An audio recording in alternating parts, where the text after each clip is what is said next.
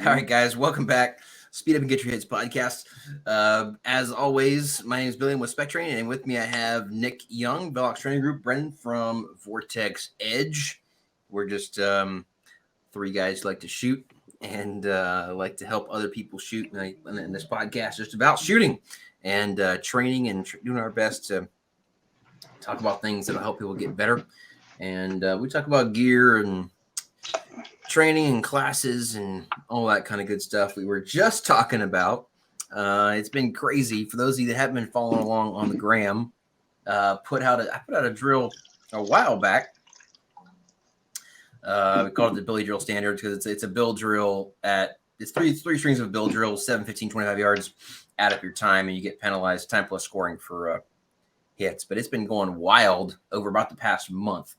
I think I don't know what you guys think. I think I set the standard too high to start with, and no one wanted to like mess with. I think no one wanted to like go after it because I shot it and then Nick shot it, and you were like right there with me as well, and like those like so that was like the standard. It was like unless you can shoot it in like 7 seconds, like don't even try. I think was the message we sent out to begin with. Well, yeah, but then some other guys started posting some runs, and it just went off. So it's been crazy to see. I love your post earlier today, Brennan, about competition breeding greatness and how it's been because, I mean, there was guys posting 10+ second runs 2 weeks ago that are like sub 7 seconds today.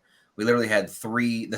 I've been keeping up with a leaderboard of the top three, the 3 runs that have been posted, and we have, as of right now, all 3 of the people on the leaderboard. All those runs were posted today. It was completely wiped out and started over the leaderboard today, including Brennan, who like Nick's a little salty. His time would have been the best time, like 2 days ago, but he's in 3rd place today. It's wild. Well, like I think it was probably the best time today at some point, and then I think I shot it in the morning, and then Sean shot it like in the afternoon. So you may be right. I'd just like to point out that I was on the leaderboard for like months, a long time, and then all of a sudden, the big hitters got a hold of this damn thing and started crushing it. And then I was on the leaderboard for less than 24 hours in 1st place, and now I am no longer on it.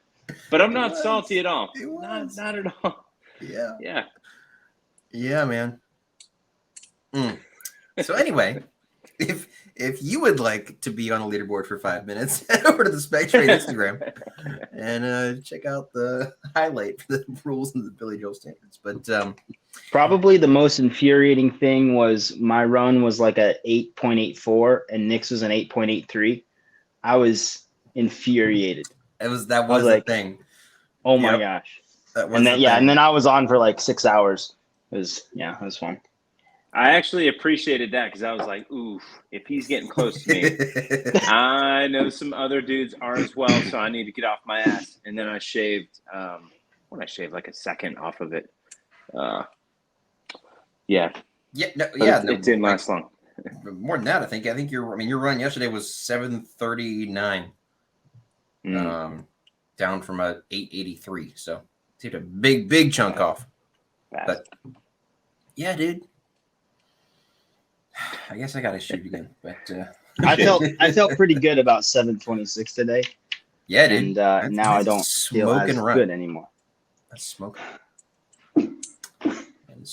Yeah, it's Of course, the internet is not real. You will see you will see next week at Ohio Range Day when guys get one shot to shoot this drill. We'll be seeing like 30+ second runs. I guarantee you it will be, because I run this in classes and it gets gross really fast. But that's kind of the point of it. The drill is like to help you guys just feel what I feel all the time, where it's like I just want to go fast so bad, but I just I also want good points. It's just it's a pressure thing. Anyway, it's a good time. I'll tell you, man, like I was thinking about it and I'm like, man, I bet I could steal a ton of time in that 25-second part because like I know for a fact that I can hit stuff. And so like I get my Q5 steel frame because I was trying to cheat a little bit. Yep. And I'm like, hey, let me just see like how fast I can rip the gun at 25. And I'm like, damn, dude, like I'm seeing the dot like center of the target. Like I feel like I can get a pretty snazzy time on that. And ended up getting, I think it was like a 289 or something. But yeah, fun stuff. That is very sporty. Sub 3 at 25 is very sporty. Yeah, all you boys that started shooting the 25-yard string first are cheating a little bit, but it wasn't, it wasn't in the rules, so I can't blame you too much.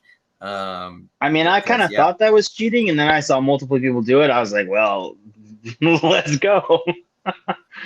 It's pretty fun. Should have written more clear rules. Very sporty. Yeah, no, definitely should have.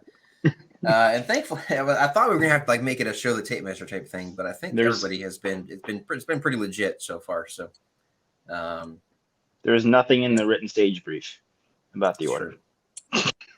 Nope. I'm gonna start shooting the 15 first just to be different, but walking back and forth. Anyway, fellas. Other than me making you guys shoot a bunch of build drills, what's been going on in your shooting? Anything interesting over the last couple of weeks since we had the last episode? I know our last one was following up on the Ben Steger class. We talked about our training plans and so forth a little bit. You guys been getting into that stuff at all? I know I've been seeing Nick shooting a lot of PSEG drills that I recognize for sure. How's that been going? Yeah, so I've been focusing a lot on the movement stuff that they were talking about. It's weird. So like before, I felt like I moved pretty decent, but I never really pushed super, super hard because it always just felt like super out of control for me. And honestly, it's worked out in matches, right? Like I've won matches doing what I do with my footwork. Right. But I think that there was a lot of meat left on the bone there. Like, man, I could really, really throttle up and throttle back down when I need to. And so I've been working a lot of essentially just speed mode stuff with footwork, just trying to get comfortable with that. It's just not something that I've done a ton of. So, yeah, I think it's paying off a lot, man. It's paying off a lot. So a lot of the stuff is just starting to come like subconsciously. Dig it. So, yeah. Pretty cool. Well, I have been basically, I got COVID again. So I have been off the range for the past couple weeks. Looking forward to get back on over the next couple of days.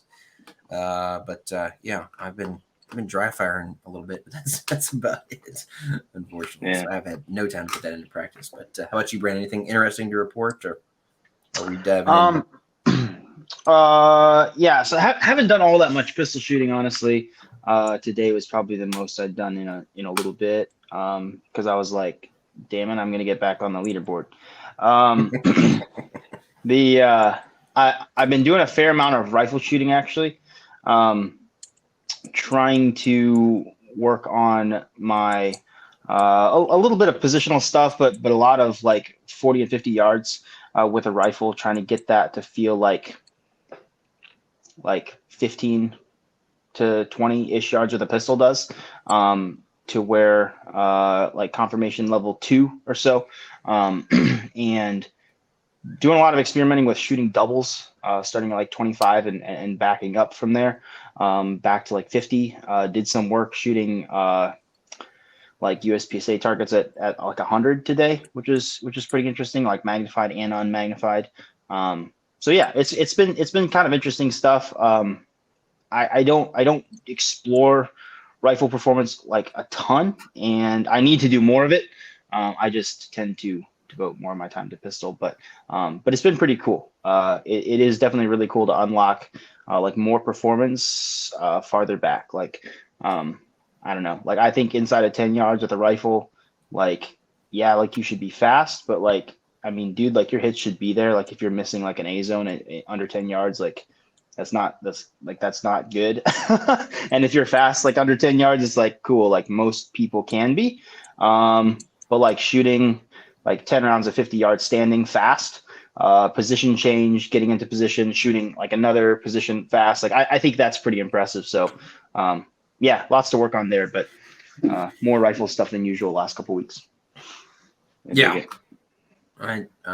I dig it also. That's really great. I think there's a ton of value in that kind of stuff. I think that's where your recoil control really pays off, is like 25 and out, not the up close fast stuff where everyone thinks it's it's all about. It's like anybody, like you said, anybody can shoot fast at like 10 yards. Like that's not hard with the rifle. But if you can do 10 splits 25, then now you're speaking my language. You have my attention now, sir.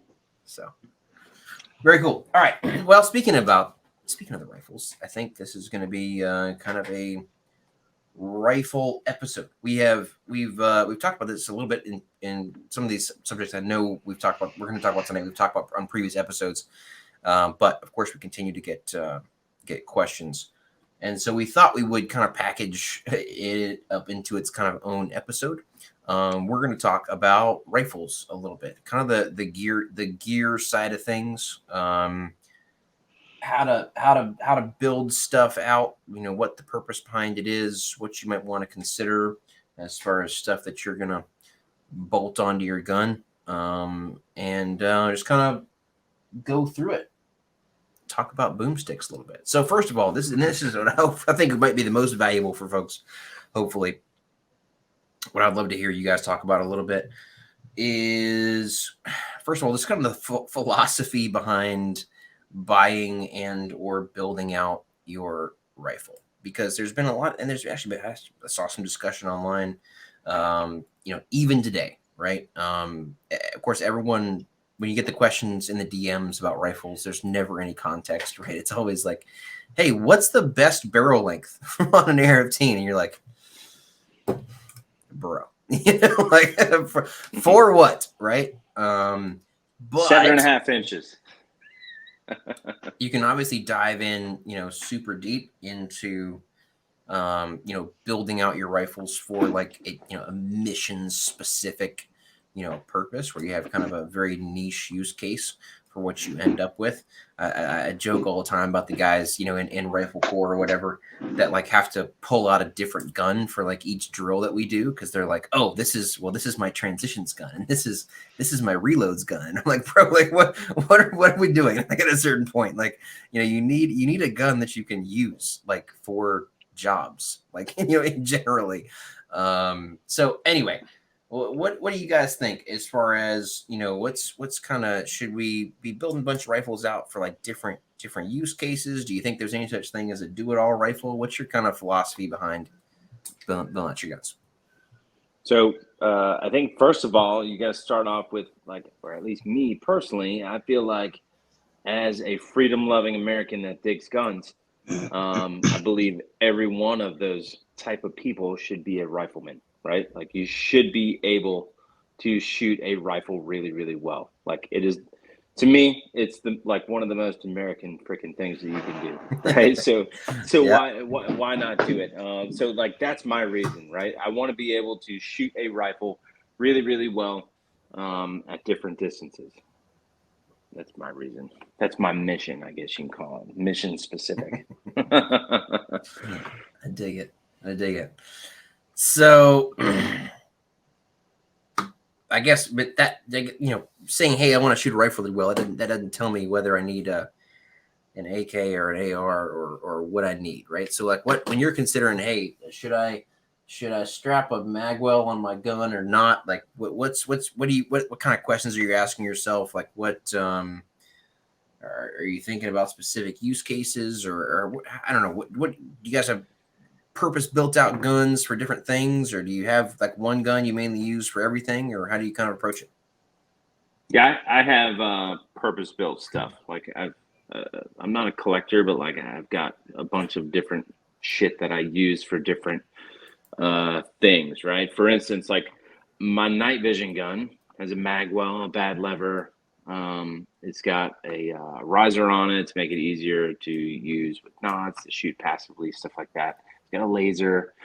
really rigid rail. Yeah, it's definitely built specific. Does everyone need all that stuff though? Unless you are doing that, and I would say no. I think the majority of people,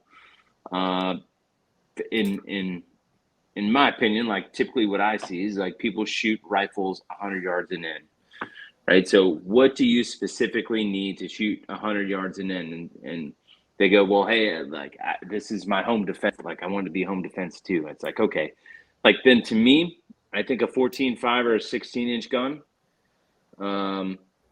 with something like an EOTech and a flashlight is like pretty much all you need. You know, that would be how I think the majority of people need to set up their stuff. Super simple. Put a dot on it with a flashlight. Does not need to be a short gun. Doesn't need a can. Doesn't need all this other stuff. So yeah. So I guess, you know, just to back up and just kind of talk about the process, right? So there's a couple of things that I look at, right? For me, you know, I think consistency is way underrated, right? For a lot of folks, like it's one thing if you're if you're somebody that's like going to the range like every day and shooting 2,000 plus rounds a month, like you may have different considerations than your average guy that's, you know, going to the range, you know, once a month, right, and shooting 500 rounds, right? For that guy, like I think consistency is going to be way more important. And what I mean by that is like, man, I don't want to have like 6 different setups that are like massively different that I'm trying to learn different index points and different cheek welds and like, you know, different controls. Like that's that's way too much, right? I want as few setups as I can get away with. As you know, again, if I want to have stuff for fun, that's totally fine. But as far as like my main work guns, if you will, I like to have as few setups as I can, and I want them to be as consistent and as similar as possible. It just makes life, you know, super easy on me.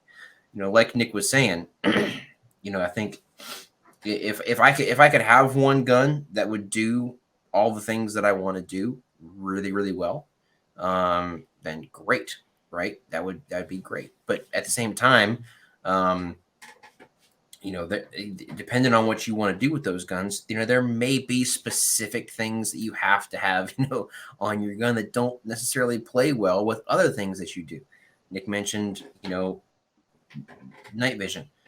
Some guys want to, like, you know, I have a gun that's super small that will fit well in some kind of concealment, you know, bag or whatever. Okay, cool. Well, that may require some really specific modifications that wouldn't be great for other things that you do, right? If you're trying to fit, you know, a bag, you know, if you're a folded up gun that's got an 8-inch barrel on it, you know, in some kind of concealment bag or whatever, probably not going to be your 800-yard gun, right? Like it's probably going to be a different setup. So yeah, sometimes you have to, you know, I think set things up mission specific, but regardless, anything, even if I'm building something specific, I want it to have as much utility as I can possibly get out of that setup. I want it to be ready to do as many things as I possibly can, you know, with that gun. I don't want to have guns where it's like, man, I really can't use this well up close. You know, or if I had to take a shot at 200 yards, like I don't feel like I can do it. Like at that point, I'm like, man, I just don't feel like it's a capable setup if I'm limiting myself that much, right? So that's kind of my take on it. I want it to do as much as possible. You know, if you have to make sometimes you have to make compromises if you have mission specific, you know, stuff, obviously. But aside from that, I want it to do as much as it can do. So, my thoughts on it. So probably like one of the most frequently asked questions I get is like, what's your recommendation for like the best do-all rifle or whatever? Yeah. And I know we all get those questions just like probably every day, right? So, the thing is, what I've started realizing through engaging with lots of people on that same discussion and like trying to get them to narrow stuff down for me, right, is that a lot of people have like the same like mission, right? So it's like home defense, right? Like shoot at the range. I ask like how many yards they have available to them at the range. It's almost always under 100, maybe 200, right? So and then like and that's kind of it, right? So it's like a shit hits the fan. It's home defense. It's truck gun, if you believe in that kind of thing, and it's shooting inside of 200 yards and almost all the time inside of 100 yards. So for that, it's like my opinion of it is, well, you can kind of do all those things with almost anything. Like an inside 100 yards gun, like I don't think you need an LPVO for inside of 100 yards, but like if you want to buy an LPVO that has a really good like 1X and you want to run that, like you can do that, like that's fine, like it'll work, right? Like people have cleared houses and buildings with LPVOs on their guns, like that's a thing, right? Like I don't know that that's necessarily what I would pick if that's what I did full time, right? Like you can have a laser on your gun and shoot PRS, I guess, but like that would be kind of like in the way, right? And so there's all these things that I think like you can do that with your gun. It will be okay, and you can get really freaking good at shooting in your context with a lot of different setups. But when it comes down to more specific, like, hey, this gun is only for like designed for like buildings. Inside my house, or maybe I'm on a SWAT team and like I'm building out a patrol rifle for doing stuff inside buildings, then like yeah, like I would say generally a shorter rifle is maybe going to be a little bit more handy, right? So I think it comes down to like when people say like what's your mission, and making it very specific to that gun, the mission itself actually has to be fairly specific.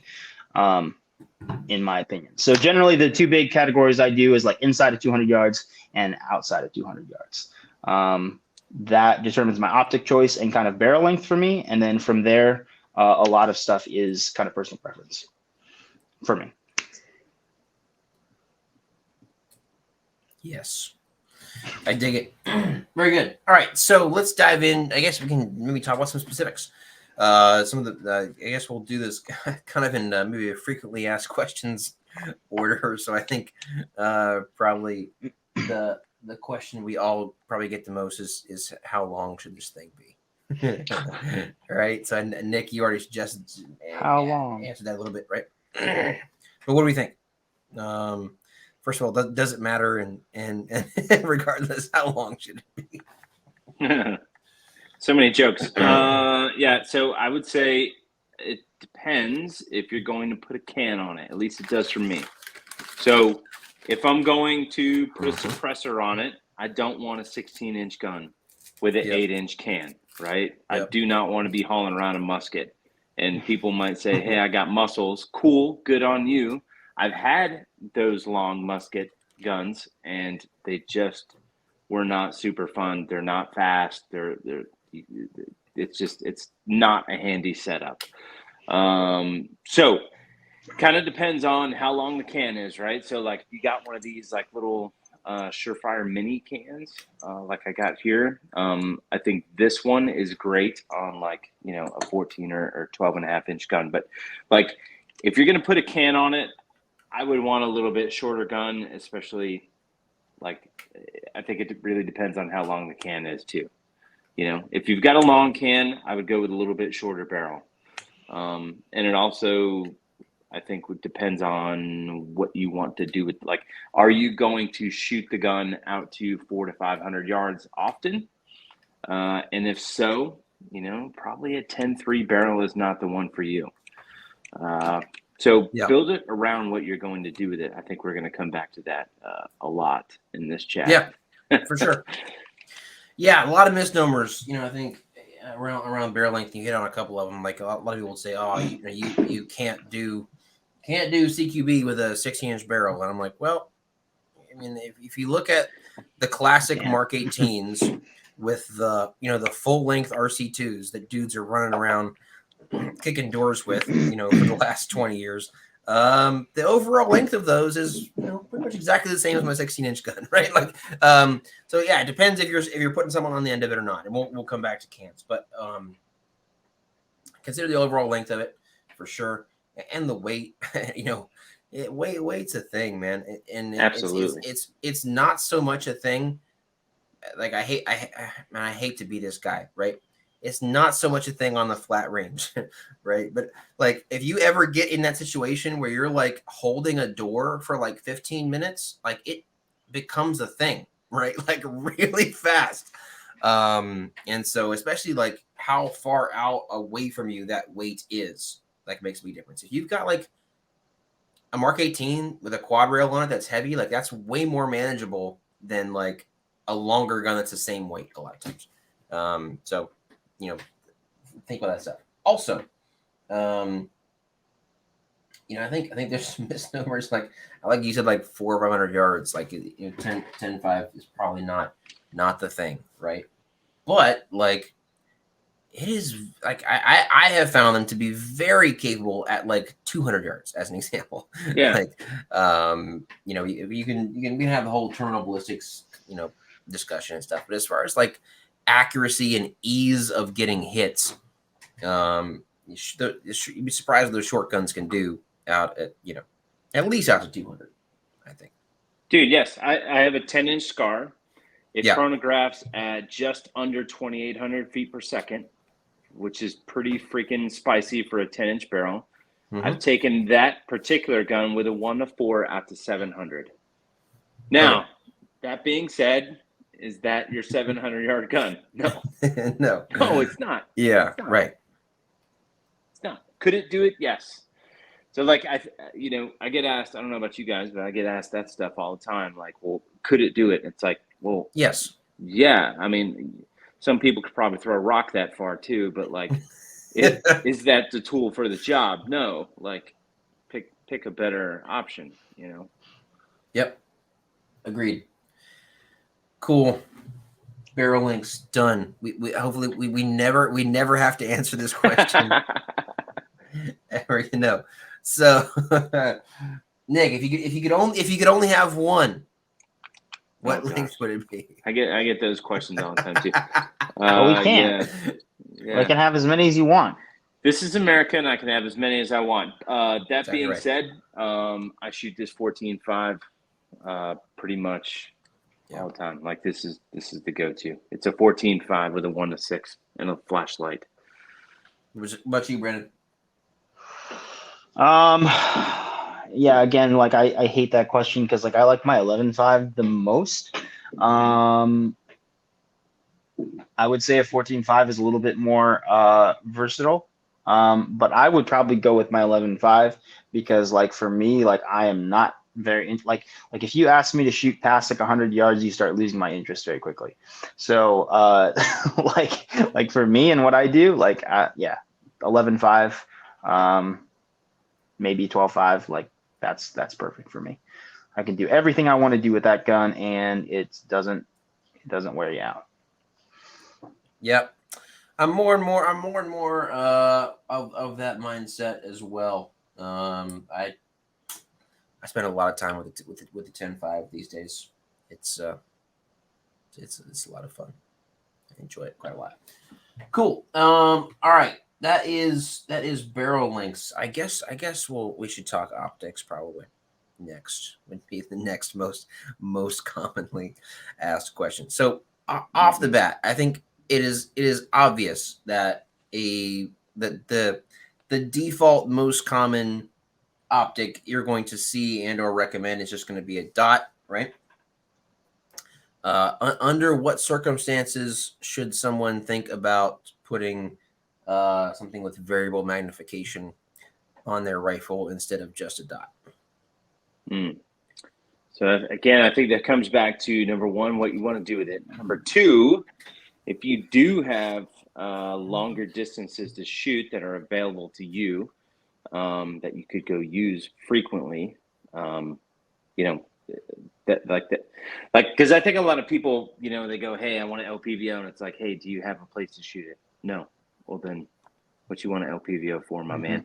And then the next thing is, what is the budget? Because honestly, sky is pretty much the limit in terms of scopes. And once you reach a certain point, it's kind of like $600 to $1,000 gets you a lot nicer scope. You know what I mean? Like you could start legit buying performance. So I would say, do you have that type of distance available? Because you will need that, right? Say you get that scope and you don't have that type of distance available. How do you know any of the holds in that gun, the ammo that you use with the gun in that scope? So like, to me, it's kind of like, why have the scope if you don't have that distance available? Yep. And at that point, it's a matter of what is your budget, right? If you do want to buy a scope. Yeah. Yeah. So a couple things to keep in mind, I think, for folks, right? Even if you are that guy that's like, oh yeah, I can invent, a super realistic scenario for me where I need to, shoot a bee's wings off at 400 yards. You probably still need the capability to shoot up close, like really well also. So hence the 1X. right. So that's what I'm getting at, right? Be super careful you don't like sacrifice the really important stuff for that like 1 in a million chance, right? Mm-hmm. So with that said, that's partially what you were getting at, Nick. I think one of the things that we see that folks sacrifice on a lot when you go like under that $1,000 mark on scopes, right? It's first of all not a great 1X, right? Not a true 1X, right? Which is going to just slow you down, be a lot more visually distracting, make things like transitions and so forth a lot more difficult. Up close and on fast targets. The other big thing for me is doesn't have a daylight bright reticle, right? That's probably the most common thing, right? And it's like, okay, maybe with a razor or whatever, guys can make that argument. Hey, with enough training, you can be just as fast up close in the LVPO. And I'm like, yeah, I get it. But if you don't have an illuminated reticle you can actually see and you're just trying to shoot like etched crosshairs up close, like, yeah, you're definitely going to be slower, right? Like you can't pick it up. You can't track it as well. It's an entirely different ball game there in terms of visual processing. And most of the scopes that I've shot, even in that like $800 to $1,200 range, especially outside of the razor, it's like in full daylight, I mean, you can see the reticle better with the illumination turned off. Like, it's what you run into, right? And so that's a big one. And then I guess the other one that's probably the biggest thing people can see when they look at scopes is just like how forgiving the eye box is, right? I think,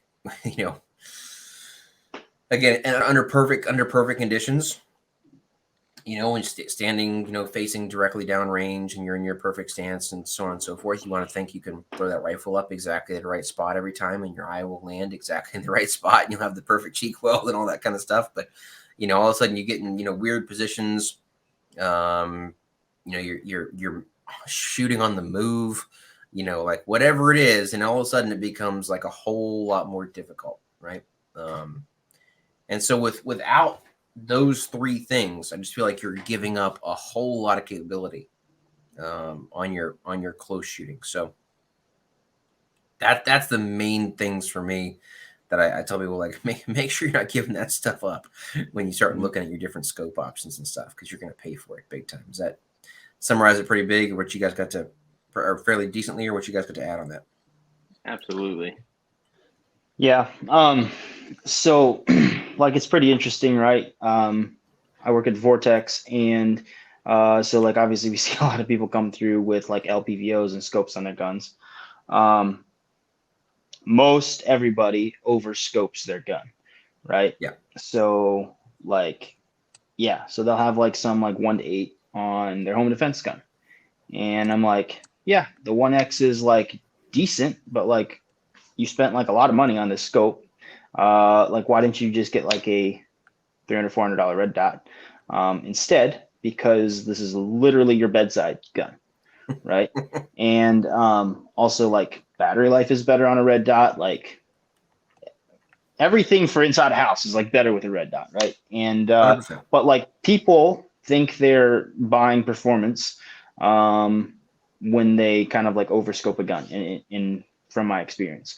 And so they're like, well, and this kind of gets into that getting caught up in like, oh, I want a dual rifle that I can, CQB with and like shoot things at 500 yards with. And it's like, man, like you have to start spending a lot of money to get something that really does 1x good and does like 6 or 8 or 10x good. Like it's a lot of money. Like It is. and if you've got that kind of money, like cool, man. Like there's some really nice scopes out there. But if you don't have that kind of money, I always steer people towards red dots. And if you need magnification, I'm a really big fan of magnifiers. So like from my context, it's pretty much under 100 yards pretty much all the time for me. And like a 3x magnifier on the gun does really well. Like today I was doing a bunch of headshot like groups on a head of a USPSA target at 100 yards, braced off a barricade, right? Like I could see my reticle on the target way better with my 3x magnifier up, right? But like I don't necessarily use that all the time for like putting them in the chest A zone, right? So there's uses for it. Like I think if you are somebody who wants magnification occasionally, like still go with a red dot and maybe a magnifier.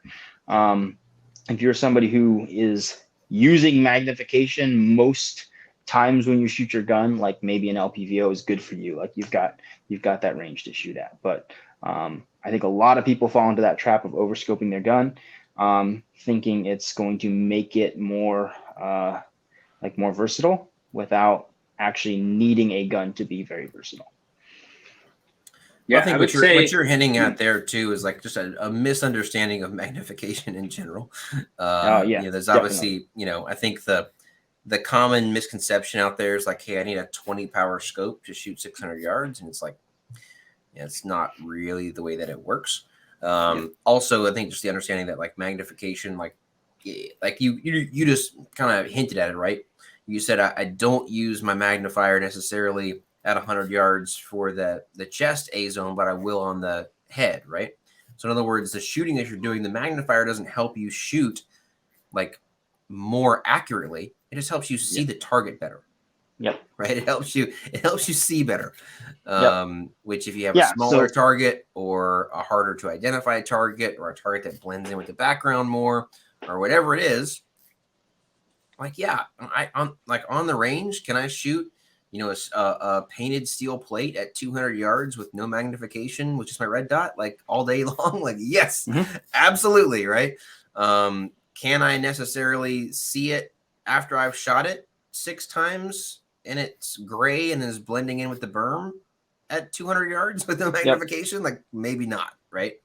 And so that's where something I see all the time, right? Let's say somebody gets like a 1 to 10, right? Like our Razor 1 to 10, really, really awesome scope. If you need it, right? And so like they'll come to a carbine class and we're zeroing it. And so, they're using their magnification, which is fine. You're prone, whatever.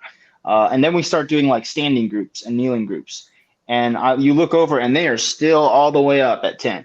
I'm like, holy cow, dude. Like you are at 50 yards, bro.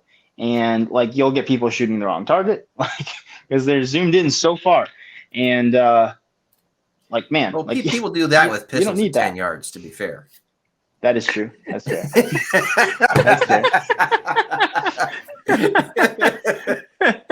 But yeah.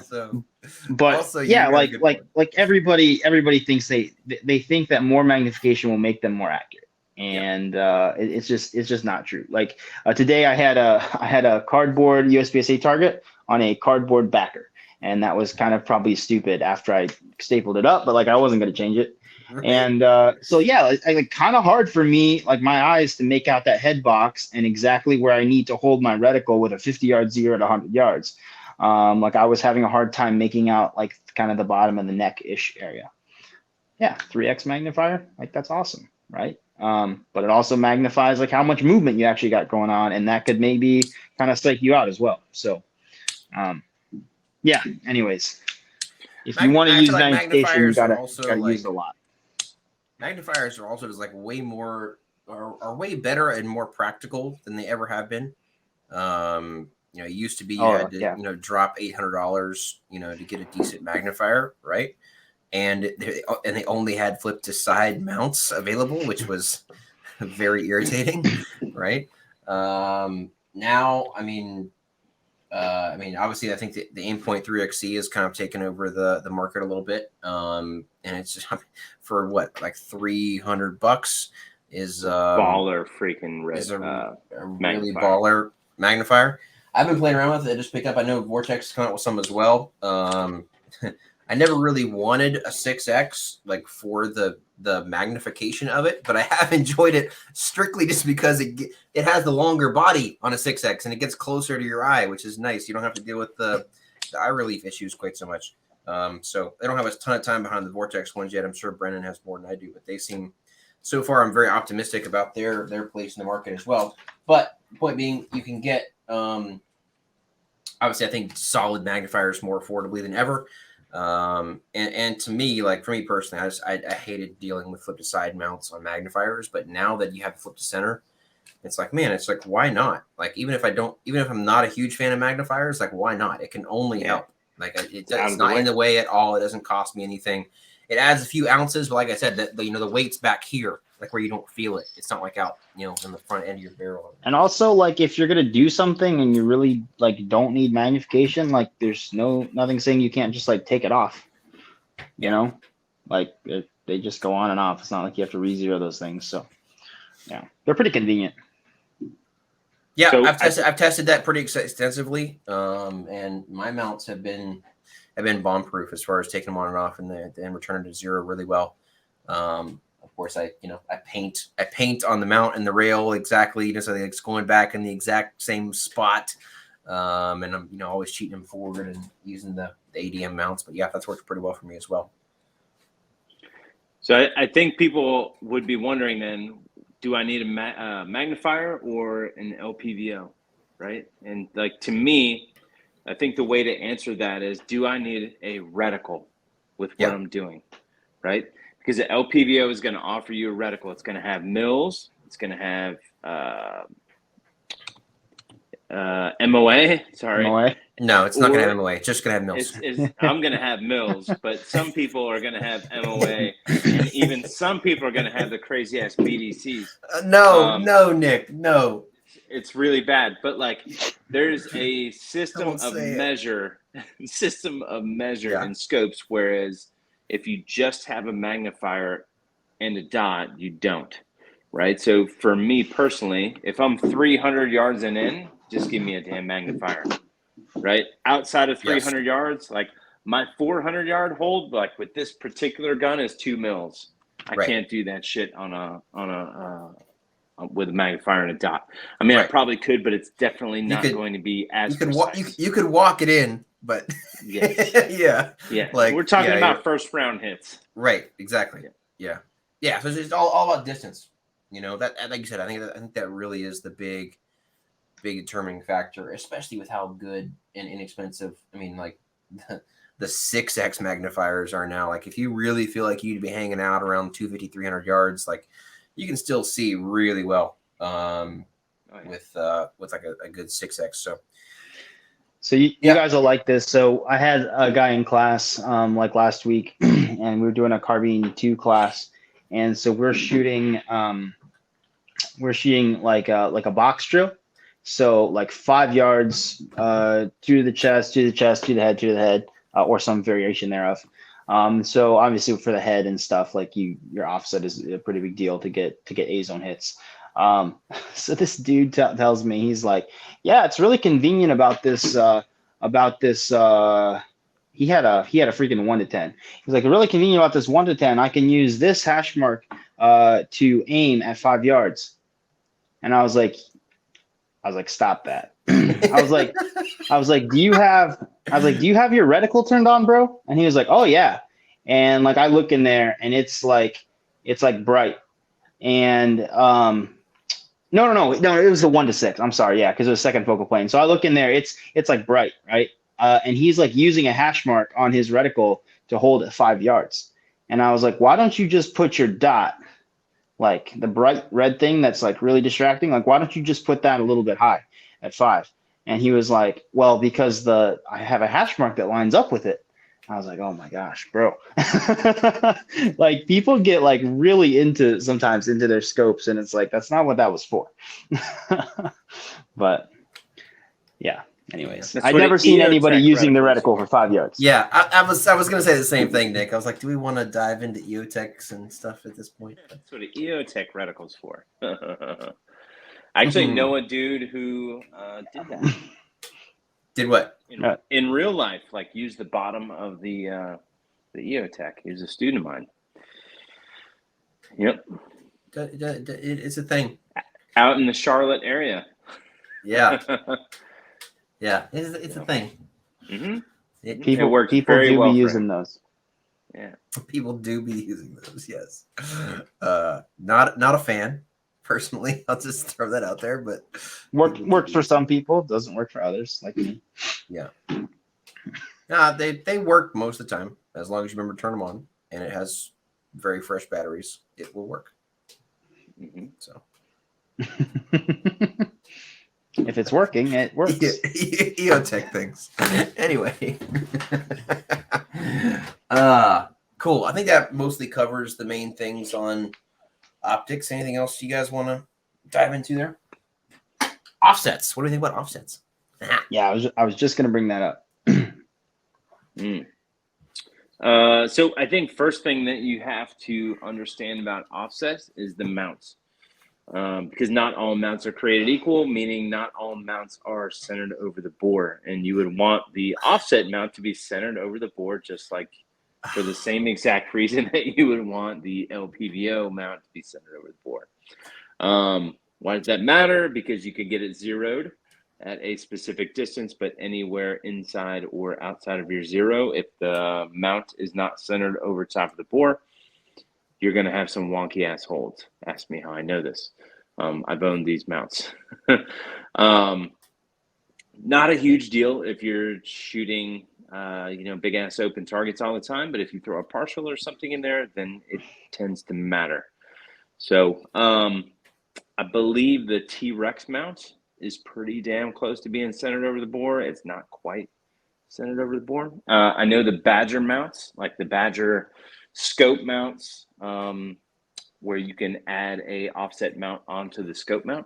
Those are 100% centered over the bore, and Badger understands that that's a thing.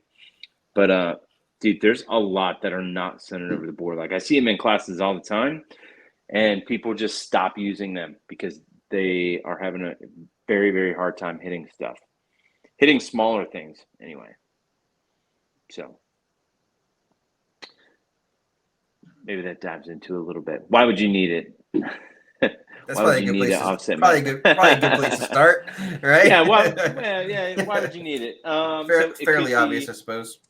Yeah, it could be a backup sight. It could be something that you would use if your scope was on, say, 6x. It'd be a lot easier to transition to 1x if you needed to. You could use that as your primary, which I run a lot of offsets. I never use the offset as a primary. Yeah, I'll be honest, man. Why, Nick? Why though? Dude, because like if you're coming from high ready or low ready, it is an extreme pain in the ass to mount the gun canted like this, right? You are not mounting it the same way as if you would if you were mounting it to use your LPVO and then canting it. Like it is in a completely different spot.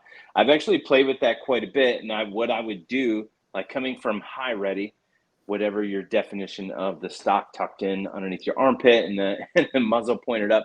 A lot of people have different definitions of positions, but anyway, like coming from that position to the offset, like I would have to mount it in my shoulder, like I was going to look through the LPVO and then cant the gun. Like it's not it's not fast, man. And like, I don't know. I didn't dig it at all. And it's usually the offset. It's usually paired with a scope, and it's super annoying. Like when you're shooting your offset, the fact that like this scope is over here like blocking a whole lot of what you can see, right? So when it comes to like obviously what you would normally use your offset for up close fast work, when you're transitioning back and forth between targets and looking for things and so forth, like it's super irritating that this blocks 100%. so much of your view over here. So yeah, it's not quite as great as some folks might have you believe. I like having them. Like I said, it's one of those things I feel like it can only help. I think I feel like it's a way more realistic backup sighting system than like irons paired with an LVPO, right? But and like you said, obviously it does make a ton of sense. In the event that you're dialed, way up to 10, and you do have to go close to work back and forth. And like it certainly makes sense if you're ever doing any kind of competitive shooting. Because you can just essentially dial your scope. If you have far enough targets, you need to dial the scope up at all. Just dial it to whatever you need to for the far targets, and then as you run through the stage, you don't have to ever touch your knobs for the far targets. You just use your scope. Close ones, you just use the offset, and it works out pretty well. But some dudes seem really, really concerned about like snag hazards, but they also have like lights and lasers and all kinds of random shit hanging off their gun. So, I mean, yeah, I mean, we'll get too far into that debate, but like, it's never been an issue for me. But teach their own. Yeah, I'm glad you brought up like the visual blocking piece of that too, man. Because dude, it is a thing.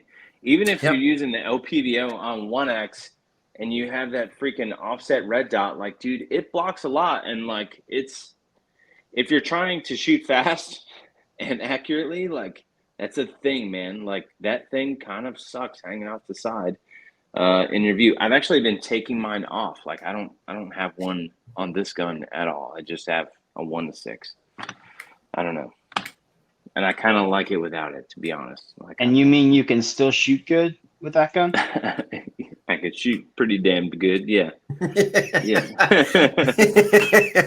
Yeah. Don't tell the internet. Yeah, I know. Yeah, so like it's the same thing with like a magnifier that hangs off the side, right? Like if your magnifier hangs off the right side of the gun and you go to transition to the right, like for me, like it blocks a lot of view for me. Yeah, total pain in the ass. So like I love the Unity mounts because they're out of the way. But yeah, that blocking thing is a big deal.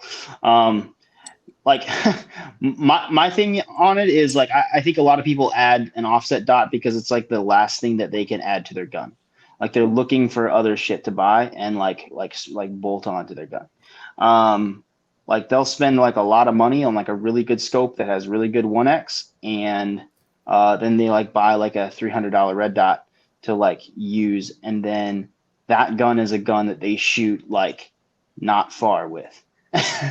And so they use this red dot all the time, and I'm like, yeah, I don't really get it, I guess. Like you spent, let's say, $2,500 on this scope, and now you're using like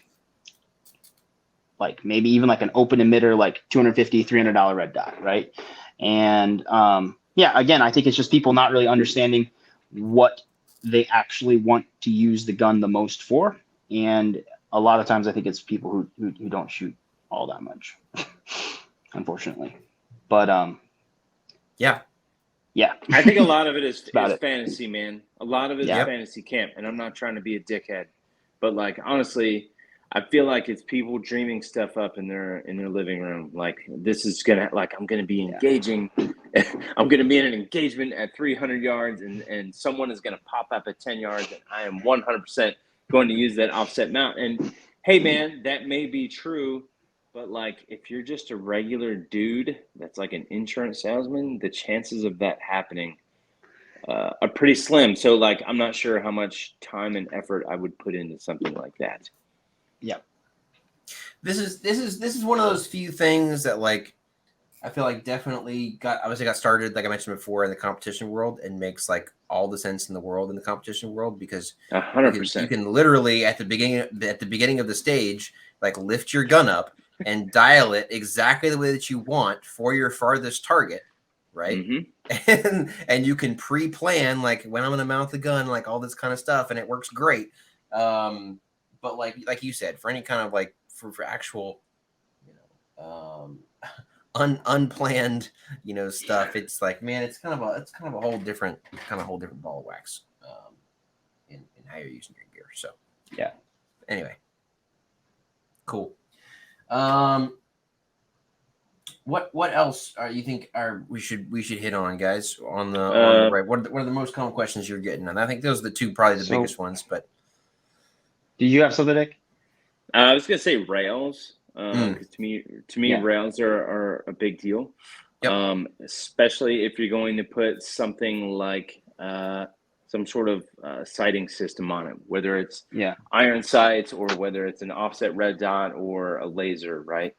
I do shoot a lot night vision stuff because I'm kind of a nerd like that.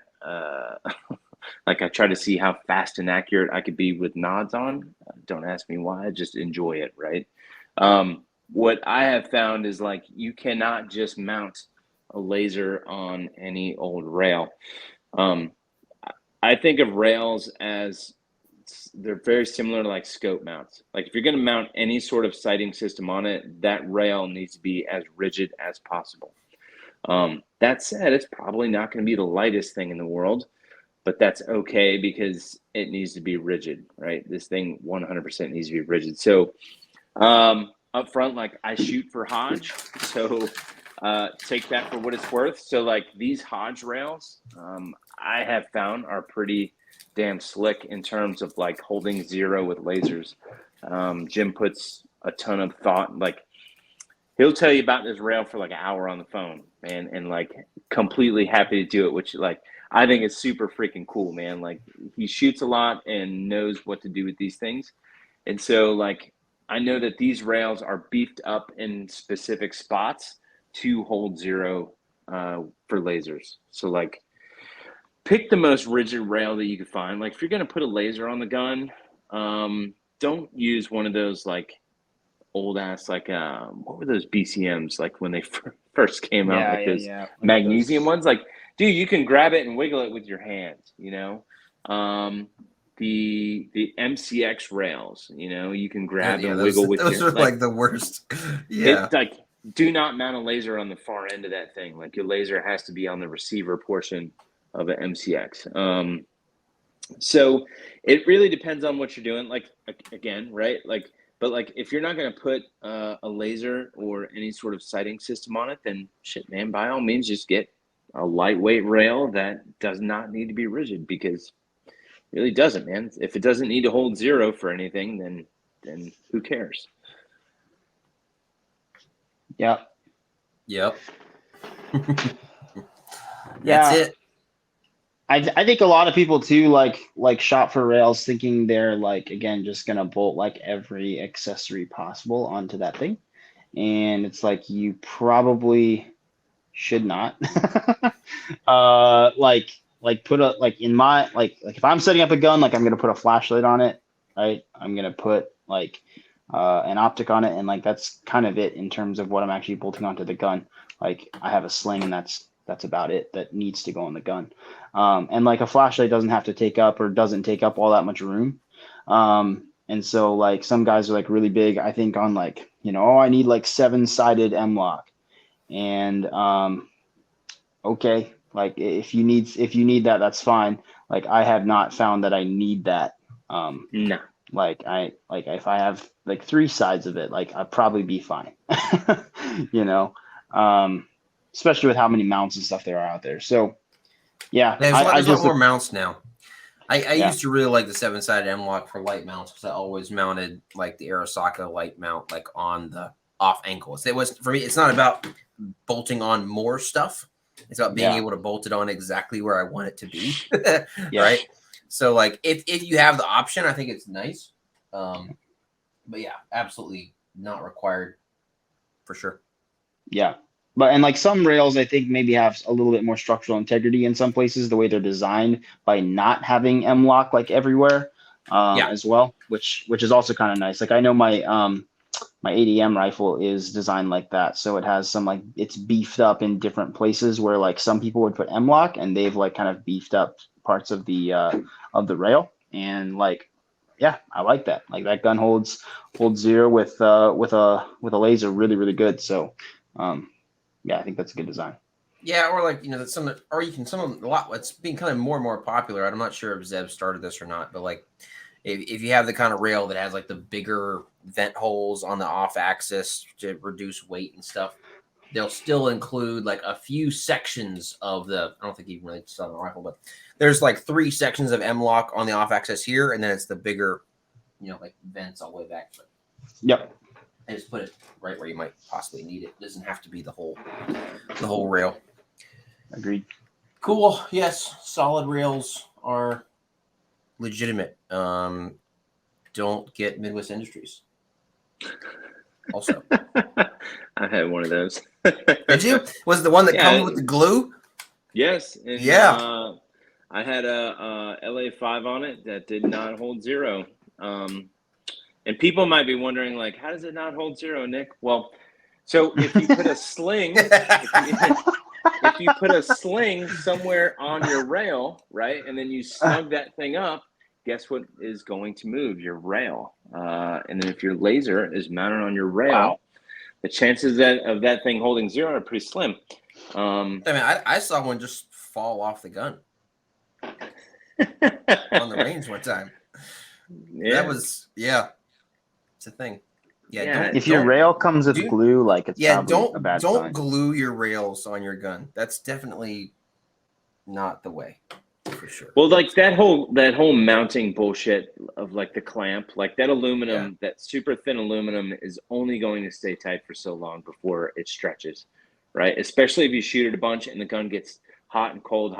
Like aluminum does not do very well, especially if it's super thin, and especially if it's being stretched by that clamp thing. That's probably why they threw some glue in there, praying that it would stay on the gun. So yeah, because I think it was. Yeah, I mean, it's obviously you have a steel steel barrel nut just getting clamped on with friction from a aluminum clamp. Works real good for all those guys who don't shoot. You're not wrong. Cool. I think we want to talk about. You should definitely have lights in your gun. You should definitely have slings on your gun. I don't think we need to probably dive into that too deep. Any special pearls of wisdom you want to share with the folks on anything else you should be bolting on your gun? No, not so much. What do we like? What do we like with triggers? Yeah, I like the Geisley SD3G. Yep. I used to like the 2-stage quite a bit. The more I shoot, the more I'm like, I don't know if I like the 2-stage as much as like that kind of hybrid single to 2-stage trigger, like the Geisley SD3G. It's like a rolling trigger, like you would find in like a Shadow 2 or something. It's super, super fast, and I find that I can prep it just as easy for longer shots too. So I'm a big fan of the SD3G. Me too. There's something cool about 12 splits. Less cool than 10s, but I haven't unlocked that yet. I can't decide what I like more. I'm still definitely all my Geisleys are the old boring 2-stage. But then I also have a bunch of these the Timney, like true single stage. Like there's just literally no travel at all, and it just like it's just so nice. I can't decide what I like better though. Huh? SD3G at all? Do I have one? I did have one. I got rid of it. Why'd you get rid of it? It just wasn't my thing. I'm not. It's a good trigger. That's very surprising because it like pushes your finger off. I would think that you would dig it. Okay. I like that If you- trigger. That's my favorite one. Yeah. I That's do not. nice. I actually do not like single stage triggers. Really? Yeah. Me neither. I really, especially with like when it's like a pretty light trigger, like I really like to feel a little bit of slack. Like I don't know. It's just I had a single stage trigger in my gun for a long time, and I felt like there was a lot of times when I was shooting like 7 when I was supposed to be shooting 6. Like I just didn't have like I felt like my finger had to like come off the trigger a lot. I don't know. It was just kind of weird. Maybe I didn't spend enough time on it. I spent like maybe like a year and a half on it. Didn't like it. Went to like the SD3G, and like I think it's way better. But I don't know, personal preference. I don't think it matters for people who are listening.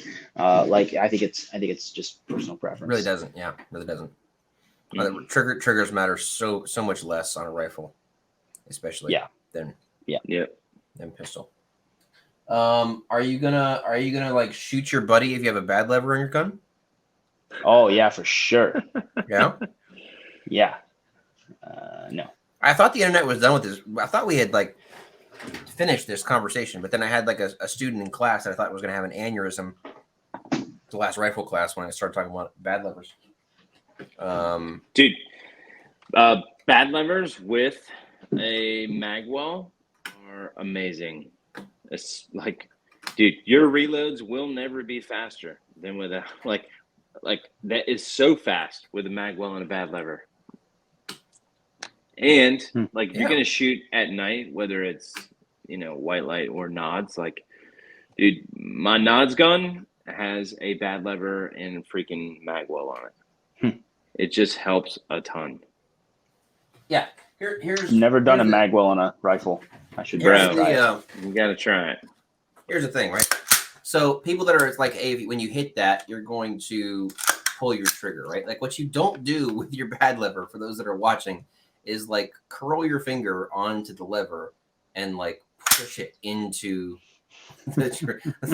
That's not what you do, right? You literally just leave your finger straight and swipe down, right? And if you do that, like you literally can't go into the trigger guard because unless you have like really short fingers. Because my finger is still on the magwell of the rifle, right? So it's just a swipe up, type or swipe down thing. Swipe down thing. It's really not an issue. Dude, people on the internet that are like, oh, you're gonna shoot yourself. Like, no, you probably saw a fucking FUD that had an AD because of like, and he's never trained with the damn thing, right? Like, just train with it, man. It's not a hardware problem. It's a software problem. Or people who do things with their whole shooting hand or something. Like, like my index finger on a bad lever is like the same configuration, so like straight as it is to push my magazine release. Like I reach up and hit it, sweep down. Like it, like same. Like it's the same action. Like, and nobody ever talks about like shooting yourself with a magazine release, and you're actually putting way more pressure in towards the gun for a mag to hit the mag release than you are for a bad lever if you're using it correctly. So bad levers are legit. They are the move. You do have to make sure that you have like a true mil spec bolt catch. If it's like any kind of weird shape, that obviously won't work. And you got to make sure you use all the Loctite and torque it correctly. But as long as you do that, they are the move for sure. What else, fellas? What else do you want to talk about rifles? They do be coming loose sometimes. They do be coming loose. Yeah. I think that's pretty good. Who needs? I mean, are you just a total loser if you don't have a can on your gun? No, okay. I don't think you are. I'll be honest, man. Like I only use cans like when I shoot longer distances, right? And up front, like when I go shoot longer distances, I'm underneath like a shed thing. Like it is loud as fuck if I have like a dual port brake or something. So I put a can over it. That or nighttime. Other than that, like I don't use cans during the day. I used to a bunch, but then like I started reading about how much lead that actually kicks back. Probably not a good thing. So much, it's a lot. Even if you don't care about being healthy, like it kind of sucks a little bit. like getting all that gas in the face. Like I'm confident enough in my manliness to admit, like I don't like getting gas in the face as I'm shooting a lot. Because like you guys, I actually shoot a lot also. Yeah, I think it was coming to muzzle devices. Like people have so many weird thoughts about muzzle devices. One of them is that like if you're building a home defense gun, you don't want your gun to have a lot of flash. Dude, I don't give a which is- rodent's rump how much which flash is this thing like- kicks out. It's like, dude, when I'm standing in my house shooting at a dude 5 yards away at the end of my hallway, and by the way, I'm hitting him in the face with white light, and I'm shooting like 10 splits. Like, I really don't care how much flash my gun has, right? Like, so again, think through your situation and what matters. Also, I'm a keeping lot a of tally. people. I'm keeping a have tally the- of how many times you say 10 splits. Sorry. Also, it's just fun to say. But it's even more fun to shoot. Also, a lot of people I think have the impression that there is no nicer shooting gun than a gun with a can on it. Because they don't ever shoot with nice muzzle devices. They only shoot with like flash hiders and stuff, right? There's a reason that like you never see like people shooting cans at like Rifle World Shoot and stuff, even when they're allowed to, because it's if all you care about is your rifle being like flat and soft shooting and stuff, like believe it or not, like the can is not the way. No, it does the opposite. The can is for making your rifle quiet. And it does a pretty good job of that. Yeah. But yeah.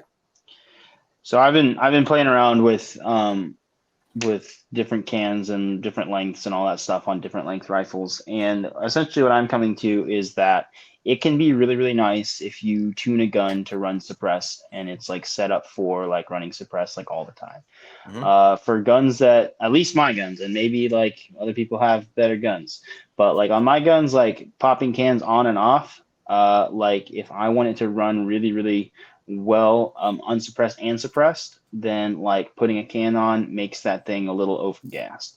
And it like is kind of unpleasant. It also gets really, really hot. And like, I don't know, like an hour, not even that, like 2 mags, Like 2 into mags, it. yeah. That gun is say, like how slow are you like, shooting over there, Brennan? way too hot to hold, right? And so even like in a class, right? Like if I'm teaching, like there's a point where it's like, okay, this, like if I do too many demos, like the gun's a little warm, right? A little toasty. So there's pluses and minuses to it all.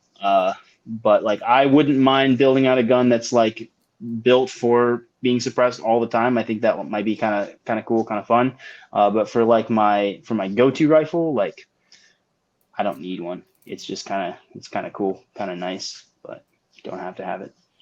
Yeah, there actually are barrels made like for suppressors, and what I mean by that is like the gas port is not like humongous, right? Yeah. So it's not tapping off as much gas because it doesn't need to because of the can pushing all that back pressure back. So it really depends. Like this 14.5 Hodge, it's a MIDI. It's got an H2 buffer with like a blue spring coast spring. Like this, like it almost feels, I'm not gonna say it feels the same, but it's pretty damn close to with and without a can. Like it'll do both really, really well. But the gun, it's I don't know. Again, I'm biased. I shoot for Hodge, but like it's gas properly, like 100% tuned properly. It's nice, definitely nice to have a stiffer barrel if you're lugging a can around too, especially if it's the longer gun. Like you don't want don't put a can on your like pencil barrel is what I'm getting at. That's frowned upon. Yeah. But people do be doing that though. Dude. Nick, I heard you talking to Justin the other day about your Surefire Mini, and so I've been running that on my 11.5, which most people would be like, that's too small for such a short gun. I shoot it on my 10-inch Scar. Dude, that thing is awesome, and I'm really mad that I didn't shoot it so much before I bought some things. Yeah, that thing is legit, even like on short guns. Yeah. Yeah. It's my favorite So can. Yeah, I'll be buying one after several others get success. It's a great can, and it mounts on great muzzle devices, which is even cooler. Dude, yes. Dude, Yeah. this freaking dual port is the bomb, yes, man. people do not consider what muzzle devices are available for the cans that they buy. Mm-hmm. Which is sad. Yeah. Yeah. Dude, it's like I bought 2 dead air cans, bro. Their muzzle devices, I'm not sure what they were thinking when they made those, but like the 3-port break, like that thing blows, and then their the Knox. Like if you actually know how to mount a rifle, it pushes the rifle down like way, way too much. Like I just need it to stay there, not down. Brennan and I had this discussion very recently. It's horrible, man. It's horrible. Yeah. Yeah. Like, I don't know. I'm sure they're nice guys at Dead Air, but like, I don't know. The mounts really suck, and the cans are mega loud. At least mine are. The little K cans. They sound like a Surefire Warden. I got rid of my Knox, and it was a good move. And the next move is going to be doing a comp, that Surefire one. Yeah, dude, that Knox freaking broke a brand new Surefire M600 like in one day. Like it got so toasted, and it was like burning blazing hot, and the light quit working, and I sent it to Surefire, and they're like, yeah, this is not fixable. What did you do to it? I was like, I shot it for a day, and they were like, okay, well, we'll send you a new one. That's Surefire. And it's it's not like compy enough to deserve to like. It's not like, oh yeah, it's so flat, but it roasts lights. It's like not super flat, and it the roasts opposite. lights. You can't see in this. I don't have the right lighting, but like shout out to Mod Light. I've had this thing sitting right next to this VG6, like with the ports just beating on this thing for all of the rounds, and it still like turns on and stuff. It's pretty cool. So the reason I had that Surefire on there was because I took my Mod Light off and put it on a different gun, and then threw the Surefire on there, and one day it died, and I put my Mod Light back on, and it's fine. So yeah. Anyways, not that we're like biased or anything.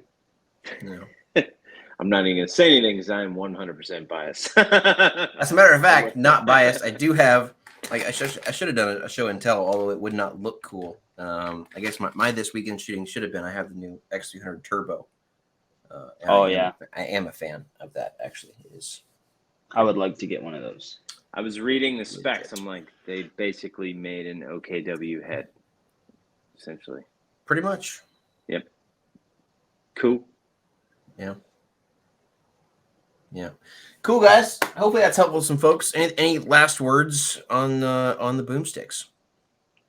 Go shoot those things, man. Yeah. Like rifle shooting is a perishable skill. Like I've been shooting, like I mentioned in this weekend shooting, like been doing some like 100-yard work, just like with my red dot. And like, dang, that is a perishable skill. Like I was rusty. So get those things out, shoot them, push them. Like if you're a USPSA shooter or like a pistol shooter primarily, like run them through the same kind of stuff that you do with your pistol, both like same distances and then like double the distances. There's a lot of cool stuff to explore when you do that. For sure. Shoot them, dry fire them. You actually see a lot dry fire, like doing transitions with rifles. Like if you've never dry fired transitions with rifles, go on and try that. It's a little different. It's actually a lot harder with rifles than it is a pistol. So yes, yeah, man, get out and train with them. I love shooting rifle. I'll be honest, it's probably my favorite thing to go shoot. So, are we gonna have a Billy Drill standards with rifles? Let's go. I'm not going to shoot it right away because I'm going to wait and see where everyone else is on it. And I would get beat, I think. What do you think, fellas? Maybe like 10, 25, and 50 or something? That'd be fun. 15, 30, and 50. Let's go. I just I'll want run to the be same cozy, splits though. the whole time. After 50? Yeah, 100%. Yes. Word? This gun? Yes. I'll run 17 splits at 50. Oh, yeah. I thought that's the same. You're not going to run 17 splits at 15, right? Probably not. Maybe Probably not. I might get down to like 14, 15s. There you go. Now we're talking. All right, fellas. Good stuff. If you're not following Nick and Brennan already, all of our information will be down in the description below, guys. Make sure you're following these guys. Take an opportunity to train with these guys if you get the chance. I know you will not regret it. And the link is down in the description. Also, if you have any questions or things you'd like us to talk about on a future episode, and we will try to do that. Thanks so much, and we'll see you on the next one.